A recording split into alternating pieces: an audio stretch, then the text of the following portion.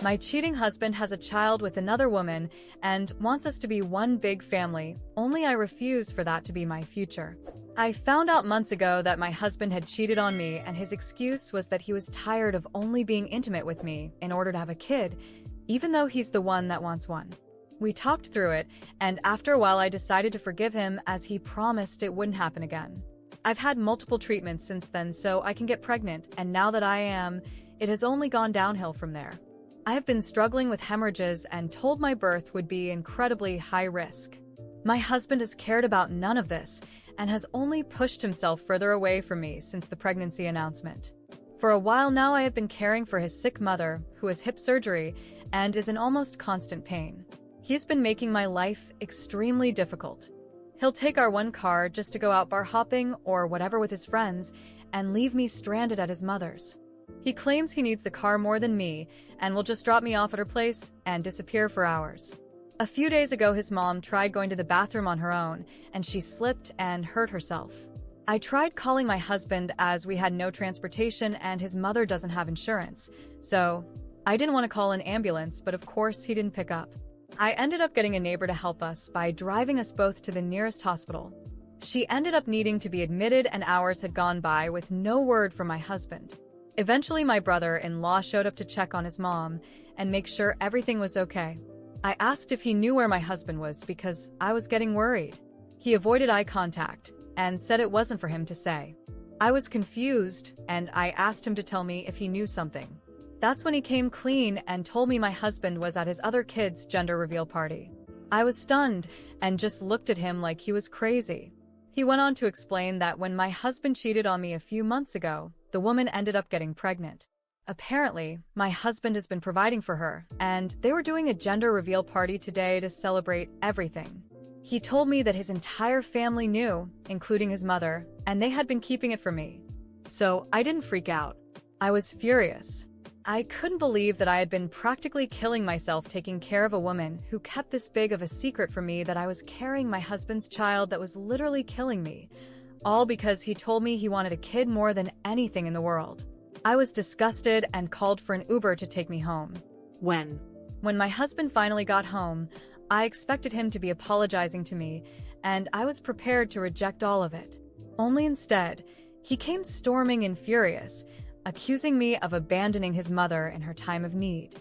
I asked what the hell he was talking about. Apparently his brother had to leave earlier and just assumed I was still around, so he left, and their mother was left all alone in the hospital. Asked him if his brother happened to mention a conversation we had at the hospital. He admitted that he did, but he didn't expect me to take my anger out on his poor, defenseless mother, that I was a horrible person for abandoning her and that I had no right to be acting so petty. I told him he had no right to not tell me he had another kid with another woman. He said he couldn't stand to look at me and said we would discuss it in the morning, then went to bed. I couldn't believe anything that was happening and got angry all over again. I packed a bag and took an Uber to my sister's house. I told her everything, and she let me stay over and promised she would have my back no matter what.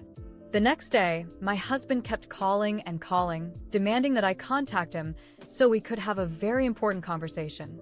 I agreed to meet at a restaurant near our house as I didn't want him to know I was staying with my sister, who as soon as he sat down, he started talking about how grateful he was to have two amazing women that loved him, both pregnant with his children, and that he couldn't stand to leave his other child out in the cold.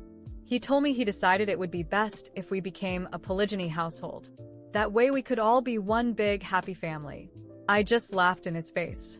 I told him I wasn't going to encourage his cheating and just be okay, welcoming his mistress and her son into my home.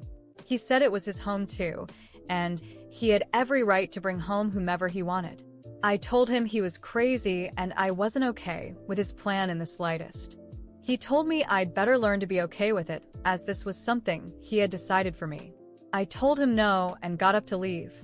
He grabbed my arm and yanked me down. He told me I had better not defy him or I'd come to regret it. I wrestled my arm away from him and tried to leave the restaurant when he slammed me against a table, hitting my stomach. I got the wind knocked out of me, and thankfully some good Samaritans stepped in to force him off of me. Two guys walked me outside to wait for my Uber, while another detained my husband inside the restaurant so I could leave. As soon as I got to my sister's place, I started crying and she just held me. I told her I hated him and I couldn't stand to be pregnant anymore, that I didn't want to have a baby in the first place, and now I was stuck with something inside me that could lead to my death. All for a man who cheated and lied and was threatening my safety. She suggested that I go to the doctors and see if I was still able to get an abortion, as the pregnancy would qualify for an emergency because of my hemorrhages. I took her advice and my doctor said it was possible. I decided to go through with it, and I planned to tell my husband and his entire family that I lost the baby because he slammed me into a table. I'd like to see if they still support him after learning that. I needed to organize my thoughts before taking action. Everything felt like a blur, but the anger and disgust I felt were as clear as day. I spent the following days at my sister's house, trying to regain some sense of control over my life. Every call he made, every message he sent, only fueled my disdain. He insisted we needed to talk, but I knew there was nothing he could say to justify what he had done. When the moment arrived, I decided it was time to act. I invited his entire family to dinner at a neutral restaurant. I sent polite messages, making it seem like I wanted to resolve the conflicts and that it was important to have everyone together. My sister thought I was losing my mind, but I reassured her that I knew exactly what I was doing. On the set night, I calmly got ready, choosing an outfit that exuded confidence. My heart was racing, not out of fear, but in anticipation of finally turning the tables. When I arrived at the restaurant, he was already there with his parents, brother, and even the mistress, who looked uncomfortable. She was visibly pregnant, and seeing her made my stomach churn, but I took a deep breath. This wasn't about her, it was about him. I greeted everyone with a fake smile and sat at the head of the table, strategically positioned to control the situation. As soon as everyone ordered their drinks, I stood up and lightly tapped my glass with a spoon, drawing their attention. Before we start, I'd like to thank you all for coming. I think we can all agree that it's time to lay everything out on the table, don't you? He looked suspicious, but tried to maintain a calm facade. I began by talking about how I felt abandoned during the pregnancy and how I had been taking care of his mother while he was absent. My voice was controlled, but every word carried calculated weight.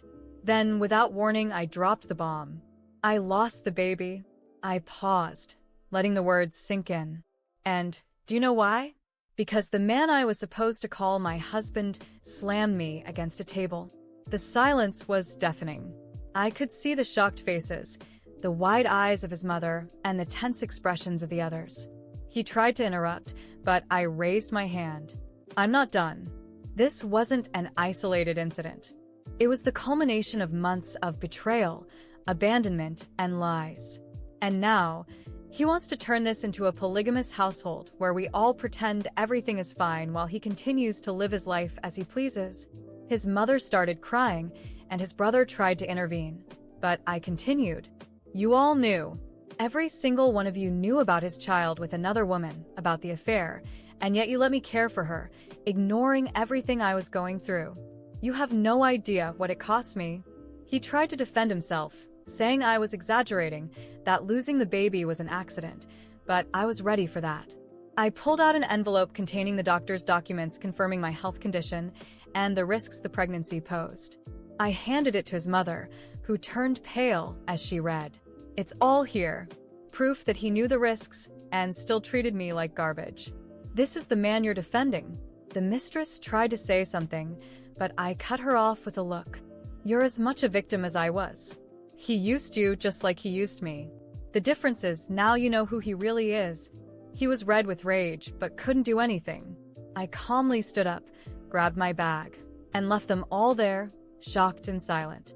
Before leaving, I looked directly at him. This is just the beginning.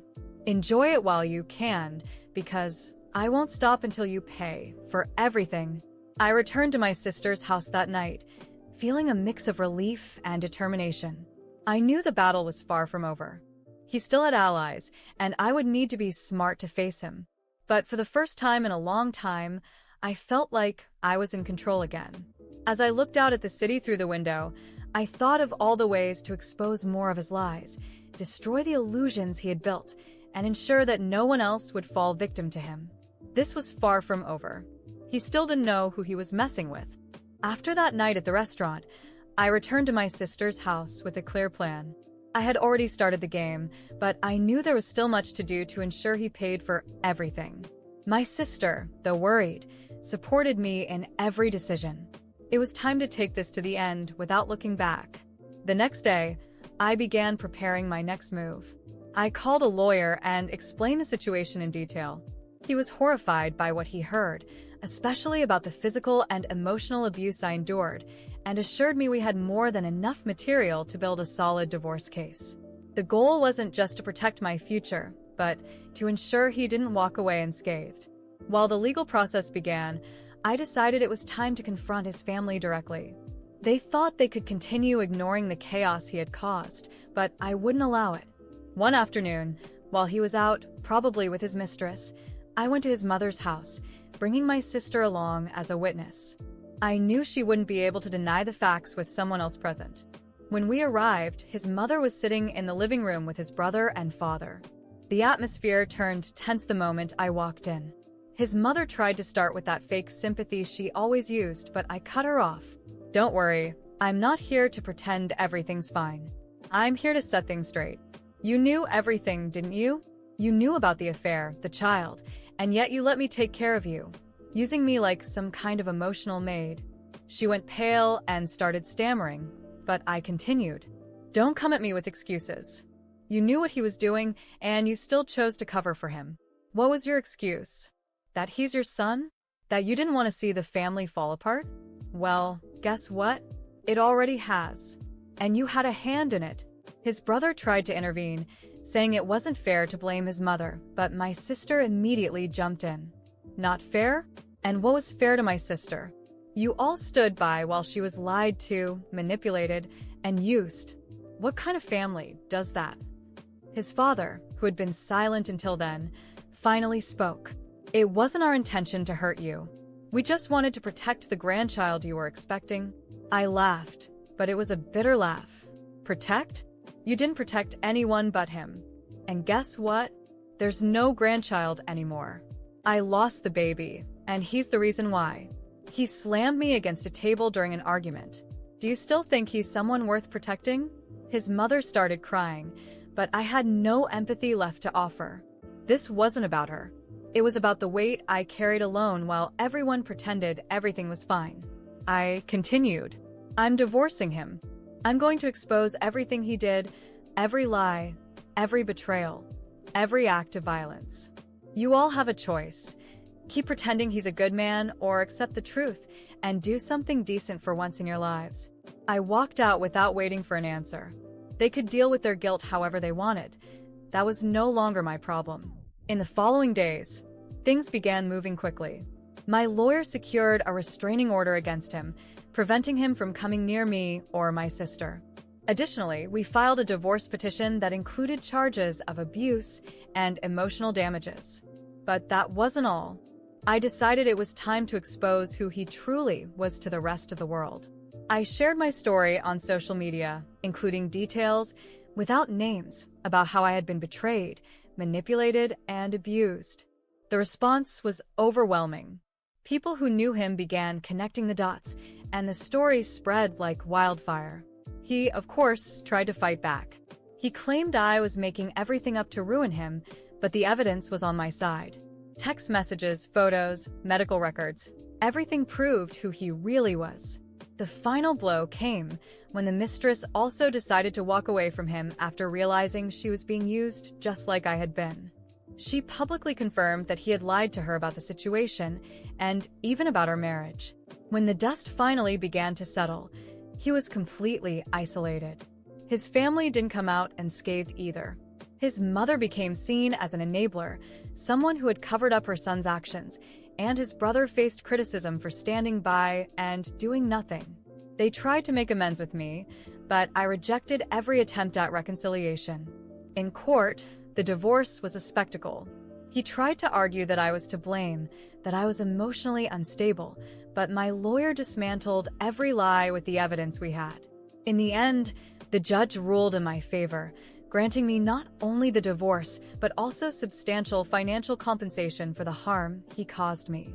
When I walked out of the courthouse that day, I felt a massive weight lift off my shoulders. He was ruined financially, emotionally, and socially. He no longer had a family to support his lies, nor a reputation to hide his true face. As for me, I finally felt free.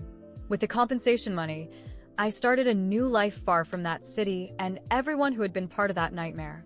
My sister came with me, and together we started something new. I knew there were still wounds to heal, but for the first time in a long time, I could breathe. As for him, I heard rumors that he tried to start over, but his reputation preceded him. No one trusted him, and everyone who knew his story avoided him. It was a fitting end for someone who built his life on lies. I looked out the window of my new home, thinking about everything I had been through. There was still a long road ahead, but I was ready. He thought he could destroy me, but he didn't know he had awakened something in me, a strength he would never understand. And if he or anyone in his family ever thought about trying something again, I knew exactly how to respond.